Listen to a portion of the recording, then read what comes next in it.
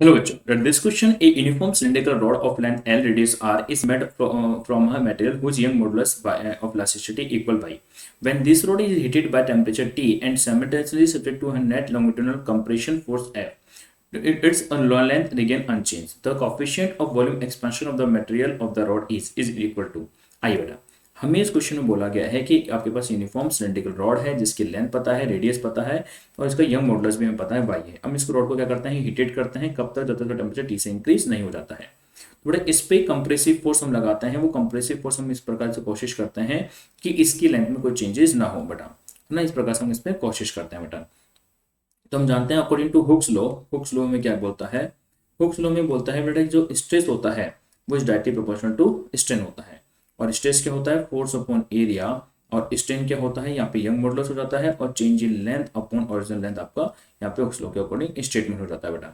तो अगर मैं यहाँ पे लिखता हूँ फोर्स के बारे में, तो यहाँ पे हम देखो इसको लिख सकते हैं वाई। और जो हम जानते हैं जब भी किसी ऑब्जेक्ट का टेम्परेचर इंक्रीज करते हैं, हम टेम्परेचर इंक्रीज करते हैं तो उसकी लेंथ में इंक्रीज होता है। और जो लेंथ इंक्रीज होती है किसी ऑब्जेक्ट की वो initial length and linear expansion coefficient और चेंज इन टेम्परेचर के बराबर होती है।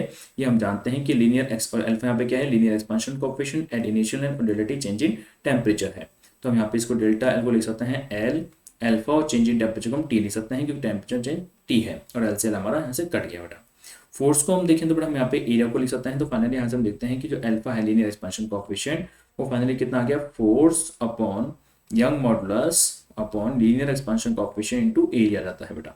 और सिलिंड्रिकल रोड का जो एरिया होता है वो क्या होगा, पाई आर स्क्वायर होगा। तो सिलिंड्रिकल रोड का एरिया कितना हो गया, पाई आर स्क्वायर आपके पास एरिया हो जाता है बेटा। ये आपके पास लीनियर एक्सपेंशन कोएफिशिएंट आ गया, F upon Young modulus alpha pi R square हो जाता है बेटा। ठीक है, अब हमारे पास अगर ये हो गया, यहाँ से अल्फा तो चला जाएगा क्योंकि हमने अल्फा को तो उधर ले लिया है ना, लीनियर एक्सपेंशन कोएफिशिएंट अल्फा ले लिया तो वाई और टी नीचे गई और एरिया आपका पाई आर स्क्वायर हो गया बेटा। नीचे क्या लिखा जाएगा, टेम्परेचर लिखा जाएगा तो Y T upon pi R square. अब बेटा volume expansion coefficient linear expansion coefficient में रिलेशन होता है कि volume expansion coefficient linear expansion coefficient का 3 टाइम्स होता है। तो अगर वॉल्यूम एक्सपेंशन कोएफिशिएंट निकला है तो इसका 3 टाइम्स कर दो तो 3f अपॉन ये फाइनली क्या हो जाएगा, देखो पाई आर स्क्वायर यंग मॉडुलस और चेंज इन टेम्परेचर जाता है। मतलब हमारा जो ऑप्शन नंबर है बेटा वो कौन सा सही हो गया, हमारा तीसरा ऑप्शन एकदम करेक्ट हो जाता है।